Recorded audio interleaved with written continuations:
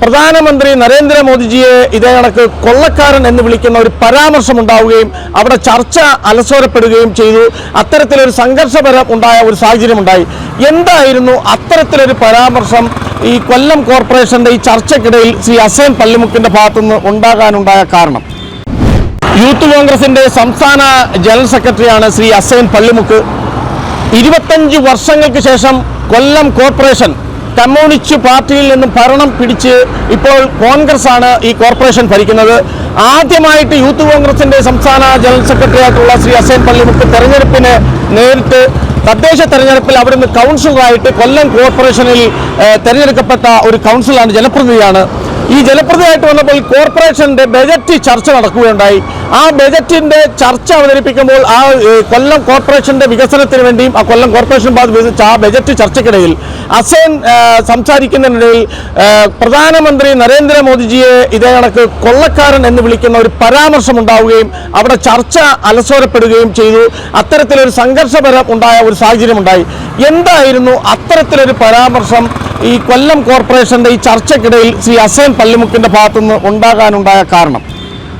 പ്രിയപ്പെട്ടവരെ, ബജറ്റ് ചർച്ച വേളയിൽ തുടക്കം തന്നെ ബി.ജെ.പിയുടെ പാർലമെന്റ് പാർട്ടിയുടെ നേതാവ് അരമണിക്കൂറോളം സംസാരത്തിൽ ബജറ്റ് ഏറ്റവും നല്ല രീതിയിൽ ജനങ്ങൾക്ക് ഉപകാരപ്രദമായിട്ടുള്ള ഈ മണ്ണിലെ കൊല്ലം കോർപ്പറേഷനിലെ സാധാരണക്കാരായിട്ടുള്ള നൂറുകണക്കിന് ആളുകളുടെ നീറുന്ന നൂറ് പ്രശ്നങ്ങൾക്ക് പരിഹാരം കാണാൻ വേണ്ടിയിട്ട് കഴിഞ്ഞ 25 വർഷക്കാലമായി ഈ ഭരണകൂടം അടിച്ച് തകർത്ത് നശിപ്പിച്ച ഈ കൊല്ലം കോർപ്പറേഷനെ കൈപിടിച്ചുയർത്തുവാൻ വേണ്ടി മത്സ്യത്തൊഴിലാളികൾക്കും അതുപോലെ തന്നെ സുനാമി ഫ്ലാറ്റുകളിൽ താമസിക്കുന്ന ആളുകൾക്കും അതുപോലെ തന്നെ വിദ്യാർത്ഥികൾക്കും അതുപോലെ തന്നെ വൃദ്ധന്മാരായിട്ടുള്ള ആളുകൾക്കും അതുപോലെ വയോജനങ്ങൾക്കും അതുപോലെ സകല മേഖലകളിലും ഉൾക്കൊള്ളിച്ചുകൊണ്ട് നല്ലൊരു ജനകീയ ബഡ്ജറ്റ് രൂപം കൊടുത്തപ്പോൾ ബജറ്റിനെതിരെ ഒന്നും പറയാനില്ലാതെ കോൺഗ്രസിന്റെ നേതാക്കന്മാരെ കുറ്റം പറഞ്ഞുകൊണ്ട്, രാഹുൽ ഗാന്ധിയെ കുറ്റം പറഞ്ഞുകൊണ്ട്, സോണിയാഗാന്ധിയെ കുറ്റം പറഞ്ഞുകൊണ്ട്, കോൺഗ്രസ്സുകാർ മുഴുവൻ അഴിമതിക്കാരാണെന്ന് പറഞ്ഞുകൊണ്ടാണ് ഈ ബജറ്റിനെതിരെയുള്ള ചർച്ചയിൽ ബഹുമാനപ്പെട്ട ബി.ജെ.പിയുടെ പാർലമെന്റ് പാർട്ടി ലീഡർ സംസാരിച്ചത്.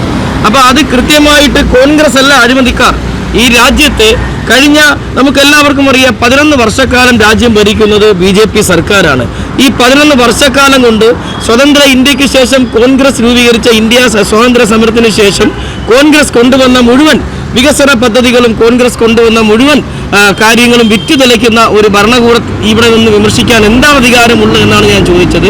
ബഹുമാനപ്പെട്ട ഇന്ത്യയുടെ പ്രധാനമന്ത്രി ആദ്യം ബി.ജെ.പിയുടെ കൗൺസിലർമാരാണോ രാഹുൽ ഗാന്ധിയൊക്കെ കുറ്റപ്പെടുത്തിക്കൊണ്ട് ഈ ചർച്ചയ്ക്ക് സംസാരിച്ചത്? തീർച്ചയായിട്ടും അരമണിക്കൂറിൽ 20 മിനിറ്റും കോൺഗ്രസിന്റെ നേതാക്കന്മാരെയും കോൺഗ്രസിനെയും കരിവാരി തേക്കിയ കുറ്റം പറയുക എന്ന ലക്ഷ്യമല്ലാതെ ബി.ജെ.പിക്ക് ഈ ബജറ്റിനെതിരെ സംസാരിക്കുവാൻ വേണ്ടി ഒന്നും തന്നെ ഇല്ലായിരുന്നു. കാരണം അത്രയും ജനകീയ ബജറ്റായി. അത്തരത്തിൽ കോൺഗ്രസിന്റെ നേതാക്കന്മാർ രാഹുൽ ഗാന്ധിയെ കുറിച്ച് കുറ്റപ്പെടുത്തി സംസാരിച്ചപ്പോൾ നിങ്ങളെല്ലാം അത് കേട്ടുകൊണ്ടിരിക്കുകയായിരുന്നു. തീർച്ചയായും ഒരാൾ സംസാരിക്കുമ്പോൾ കൃത്യമായി ഇതിനകത്ത് നമുക്ക് നിർദ്ദേശമുള്ളതാണ്. ആര് സംസാരിച്ചാൽ പോലും നമ്മളത് കേട്ടുകൊണ്ടിരിക്കുക എന്നുള്ളതാണ്. അത് സംസാരിച്ചതിന് ശേഷം മറുപടി പറയുന്ന സാഹചര്യത്തിൽ കൃത്യമായ മറുപടി കൊടുക്കുക എന്നുള്ളതാണ് ഓരോ സംവിധാനത്തിന്റെ നിയമം. ഇവിടെ കോർപ്പറേഷനിൽ ചർച്ച നടക്കുന്ന വേളയിൽ ആദ്യമേ ബഹുമാനപ്പെട്ട മേയർ അത് കൃത്യമായി പറഞ്ഞതാണ്. ഒരാൾ സംസാരിക്കുമ്പോൾ അവർ സംസാരിച്ച് തീരുന്നവരെ മറ്റുള്ളവരും ഉണ്ടായിരിക്കുക. അതിന് മറുപടി പറയാൻ അവസരമുണ്ട്. ആ അവസരത്തിൽ നമുക്ക് മറുപടി പറയാം എന്നുള്ളതുകൊണ്ട് ഞങ്ങളൊക്കെ അത് കേട്ടുകൊണ്ടിരുന്നു. ഞങ്ങളുടെ അവസരം വന്നപ്പോൾ കൃത്യമായിട്ട് ഞങ്ങൾ മറുപടിയും കൊടുത്തു. അപ്പോൾ താങ്കളുടെ അവസരത്തിൽ മറുപടി പറയുന്ന സമയത്താണ് ഇത്തരത്തിലൊരു പരാമർശം ഉണ്ടായത്. ആ പരാമർശം കൊണ്ട് അവർ കേട്ടുകൊണ്ടിരിക്കട്ടെ, അവർക്കുള്ള അവസരത്തിന് മറുപടി പറയാതെ അന്നേരം അവർ പ്രതികരിച്ചതാണ് ഈ ഒരു സംഘർഷത്തിന് കാതലായ പ്രശ്നം ഉണ്ടായത് അല്ലേ? അവർ എന്താണെന്ന് പോലും അറിയാതെ കേൾക്കാതെ വന്നു നമ്മൾ സംസാരത്തിനകത്ത് വന്നു പ്രതിഷേധിച്ചുകൊണ്ട് നടുത്തളത്തിലേക്ക് ഇറങ്ങുന്നു, ബഹളമുണ്ടാക്കുന്നു. ഞങ്ങളും UDFന്റെ കൗൺസിലർമാരും അതുപോലെ തന്നെ ഇറങ്ങേണ്ട സാഹചര്യമായി. പരസ്പരം അങ്ങോട്ടും ഇങ്ങോട്ടും ആ ഒരു സാഹചര്യത്തിലേക്ക് പോകേണ്ട ഒരു കാര്യമില്ല. അതിനുശേഷം മറുപടി പറയാം. എത്ര നേരം വേണമെങ്കിലും കൗൺസിലിൽ കൂടാനും എത്ര നേരം ചർച്ച നടത്താനും വേണ്ടിയിട്ടാണ് ആ ഒരു ദിവസം ഫുള്ളായിട്ട് ഏകദേശം 7 മണിക്കൂറോളം നീണ്ട ഒരു ചർച്ചയായിരുന്നു. അതിനകത്ത് എല്ലാവർക്കും അവസരം ഉണ്ടായിരുന്നു, അതിനകത്ത് കൃത്യമായിട്ട് പറയായിരുന്നു. പക്ഷേ അലങ്കോലപ്പെടുത്തുക എന്ന് പറയുന്നത് അത് അവരുടെ രാഷ്ട്രീയ മര്യാദയല്ല എന്നുള്ളതാണ് ഞങ്ങൾക്ക് സൂചിപ്പിക്കാറുള്ളത്. അതുപോലെ ജനാധിപത്യ രാജ്യത്തിൽ ജനങ്ങളാണ് അധികാരികൾ. ജനങ്ങളുടെ ഒരു ശ്രീകോവിലായിട്ടാണ് രാജ്യസഭ, ലോകസഭ, നിയമസഭ, ഗ്രാമസഭ, അതേപോലെ തന്നെ കൗൺസിൽ യോഗങ്ങളെല്ലാം ഒരു മര്യാദയുടെ ഇടമാണ്. ഇപ്പോൾ നമ്മുടെ കമ്മ്യൂണിസ്റ്റ് സർക്കാർ കൊണ്ടുവന്ന 2 പുതിയ പദ്ധതികൾ എന്ന് പറഞ്ഞാൽ ഏതൊക്കെയാണെന്ന് അറിയാമോ?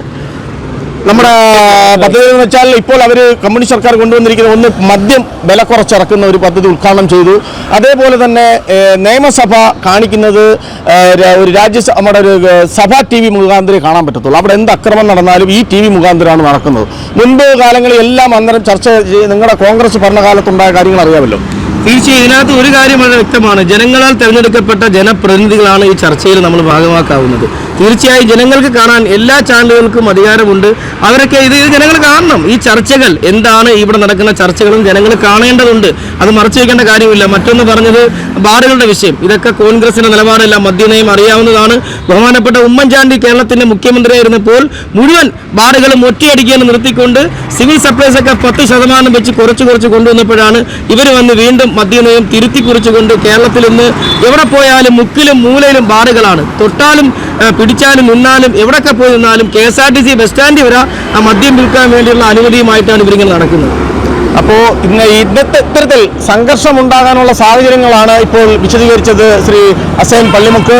എന്തായാലും നമ്മുടെ രാജ്യത്ത് ഈ തെരഞ്ഞെടുക്കപ്പെടുന്ന ജനപ്രതിനിധികൾ ഇരിക്കുന്ന സ്ഥലങ്ങൾ, കൗൺസിൽ യോഗങ്ങൾ ഹാളാവട്ടെ, അതെല്ലാം വളരെ പരിശുദ്ധവും പരിപാവനവുമാകേണ്ട അവിടെ ജനങ്ങൾക്കുള്ള വിലയാണ് പോകുന്നത്. ഒരു വാർഡിൽ നിന്ന് തെരഞ്ഞെടുക്കപ്പെട്ട് അവിടെ എത്തുമ്പോൾ അവരുടെ ആ ജനങ്ങളുടെ സംരക്ഷണം, ജനങ്ങളുടെ മര്യാദ കാത്തുസൂക്ഷിക്കേണ്ടവരാണ് എല്ലാ കൗൺസിലർമാരും.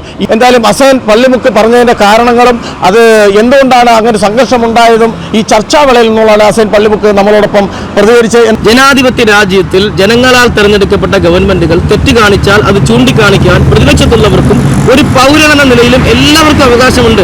ബഹുമാനപ്പെട്ട ഇന്ത്യയുടെ പ്രധാനമന്ത്രി നരേന്ദ്രമോദി വിമർശനത്തിന് അതീതനാണോ എന്നുള്ളതാണ്. തീർച്ചയായും വിമർശിക്കപ്പെടേണ്ടതാണ്. തെറ്റുകൾ കാണിച്ചാൽ അത് വിമർശിക്കാം. അത് മുൻകഴിഞ്ഞ മൻമോഹൻ സിംഗിന് ആരൊക്കെ എന്തൊക്കെ പറഞ്ഞുണ്ട്, രാജീവ് ഗാന്ധിയെ ഇപ്പോഴും ഓരോരുത്തർ കുറ്റം പറയുന്നില്ല. എന്തിനേറെ പറഞ്ഞ കേരളത്തിലെ മുഖ്യമന്ത്രിയെ കുറ്റം പറയുന്നില്ലേ?